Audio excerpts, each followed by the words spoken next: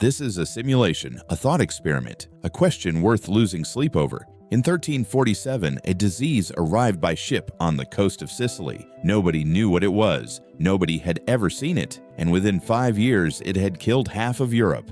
We call it the Black Death. We know its name now, its cause, the exact bacterium that drives it, and exactly how to stop it. But this story asks something different.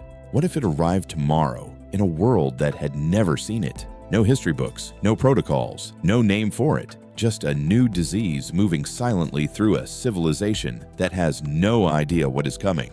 This is how it goes. Day 1, Tuesday. An ordinary morning.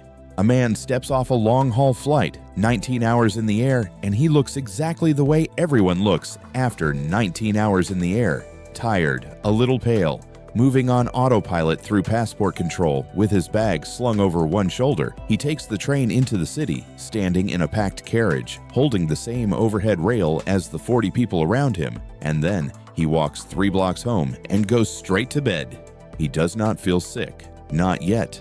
His body has not caught up with what is already happening inside it. By Thursday evening, the fever arrives. Nothing dramatic, just that heavy, dull exhaustion that feels deeper than jet lag. A headache that paracetamol barely touches. He calls in sick, assumes it is something he picked up on the plane, and spends the day on the sofa watching television and sleeping badly. On Friday morning, he notices the swelling under his armpit, firm and painful, about the size of a small egg. He has never felt anything like it before, but when he searches his symptoms online, the results are vague enough that he talks himself out of urgency. He waits through the weekend. By Saturday, he cannot stand without the room tilting. The swelling has grown dramatically. His temperature is pushing 40 degrees, and his partner makes the call he has been putting off. The ambulance arrives within minutes.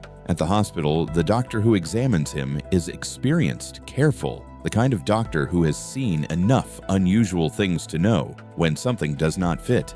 And this does not fit. The swelling, its size, its location, the speed at which it has developed, the particular color of the skin around it. None of it matches anything clean in her mental catalog. She orders blood work, orders imaging, and puts him in an isolation room, more out of instinct than protocol. Something about this patient makes her uneasy in a way she cannot yet articulate. She notes it in his file. Unknown presentation, lymphatic involvement, investigate further. She has no idea she is the first doctor in the modern world to look this disease in the face. The blood results, when they escalate out of the lab 2 days later, are genuinely alarming. Something bacterial, something aggressive, something that does not match the standard diagnostic library in any clean way.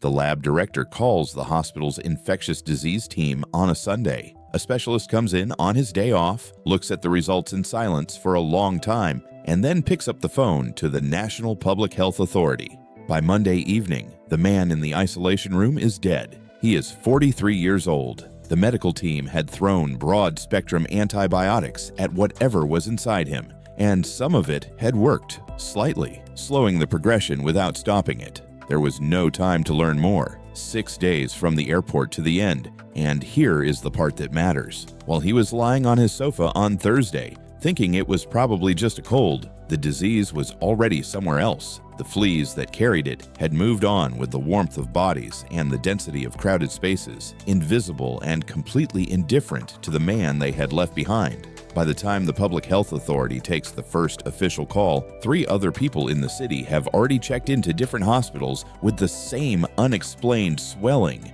None of them know each other. None of them were on his flight. Day 9. The Public Health Authority holds its first emergency meeting. 11 confirmed cases, 4 hospitals, 2 deaths. Officials spread contact tracing data across a table and try to find the thread connecting all of them. The thread is there, but it is indirect. A train carriage, a supermarket, a school corridor, which means the transmission chain is longer and older than anyone in the room was hoping. One person says quietly that if this is traveling by flea, the 11 cases they know about are almost certainly a fraction of the real number. The room goes very still. The decision to go public is made the same afternoon. The announcement is careful and measured. A cluster of unexplained illness. An ongoing investigation. No need for alarm. Seek medical attention if you develop fever accompanied by swollen glands. By the following morning, social media has moved well past the announcement and into the territory beyond it. Videos of visible swellings, photographs from hospital corridors shared without context, theories about what the government is not saying, about which country it came from, about whether the airport was involved. The fear is running ahead of the facts the way it always does, and it is moving much faster. Pharmacies run out of antibiotics by Wednesday, not because antibiotics have been confirmed as a treatment, but because people are frightened and want something to do. The panic buying of medication means that within days, the hospitals treating the actual confirmed cases are beginning to face shortages of the very drugs they are trying to use. Day 15. 340 cases now spread across 3 cities. A woman who traveled by train before the restrictions, a family who attended a crowded indoor event, a dense residential district where the disease moved through the building like something in the walls. The government declares a public health emergency. Movement between cities is restricted, schools close. The images on the news that night are strange and quiet. Empty streets, police at road checkpoints, hospital forecourts with triage tents set up outside because the emergency departments cannot safely absorb the volume of people arriving, most of whom are not sick, most of whom simply cannot bear the uncertainty anymore and need someone in a white coat to tell them they are going to be fine. Inside the research laboratories, the mood is something close to controlled panic. Scientists are working in long, unbroken shifts, sequencing the pathogen, testing compounds, building a picture of what this thing actually is and what it responds to. They know it is bacterial, which is the first piece of genuinely good news because it means antibiotics can work.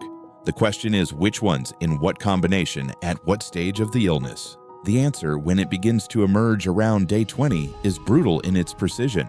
Patients who receive the right treatment within the first 2 days of symptoms survive at a rate above 80%. Patients who arrive on day 4 or 5, which is when almost all of the early cases arrived because nobody knew to come sooner, survive at a rate below 30%. That number changes everything because it means the disease is not unbeatable. The difference between life and death is not some invisible quality of the bacterium. It is time. It is how fast a frightened person decides to walk through a hospital door. The messaging shifts immediately. Every channel the health authority controls pushes a single instruction: fever and swelling anywhere on the body. Do not wait. Go now. The first 2 days are everything. It works partially. Patients begin arriving earlier and the survival rate among new cases starts to climb. But the case count is still rising, and the hospitals in the worst affected areas are approaching the limit of what they can hold. Day 22. 1,200 confirmed cases, 217 deaths. The numbers go up every day, reported in bold at the top of every broadcast. 217, then 291, then 388. Each one accumulating against the last, relentless. Each number a name in a family and an absence that cannot be undone. And below the official numbers, something harder to measure is shifting. Neighborhoods that were open and busy are going quiet, not because anyone ordered them to, but because the fear has reached the point where people are making the calculation themselves. Windows shut, doors locked, the ancient instinct to close the gap between yourself and the unknown thing. Operating underneath all the press briefings and the rational advice, underneath the modernity of everything, older than all of it. Day 30. The disease has reached 14 countries.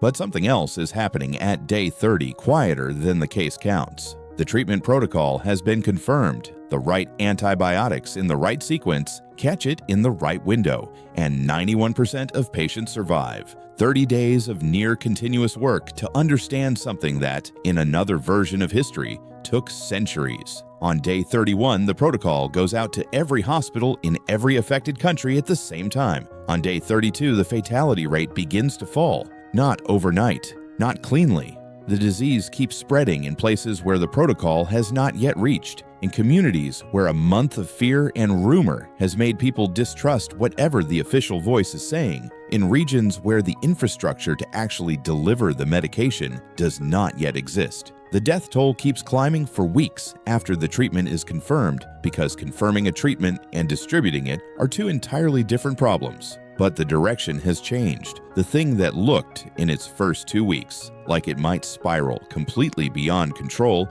is becoming something with a name, a mechanism, a treatment, and a future that is not a catastrophe. By day 90, it is contained in most places. The total death toll in this simulation sits at around 40,000 people. 40,000, which sounds like a number that history could absorb until you try to say the names. Until you understand that in 1347, without the antibiotics, without the ability to sequence a pathogen in a laboratory and share the results across 14 countries in a single night, without the infrastructure built in the long, quiet years between emergencies, 40,000 was not the number. 75 million was the number. The distance between those two figures is not luck, and it is not the natural mercy of the modern age. It is a doctor who trusted her instincts on a Sunday and put a patient in isolation before she had a name for what she was isolating. It is scientists who did not go home. It is systems that existed before anyone needed them, built in the calm years, the forgettable years, when nobody was scared and nobody thought they were necessary. The Black Death could not be stopped in 1347 because nobody understood what it was. In this simulation, they figure it out in 30 days, and 30 days is a very long time when something is already moving. You woke up this morning and the world was ordinary. No outbreak, no alert, nothing on the news that made you pause. Just a normal Tuesday, the kind of day that will be forgotten because nothing happened in it. But somewhere in the world, every single day, there is a bacterium that has not yet found its host. And the only thing standing between 1347 and tomorrow is the system we have decided to keep.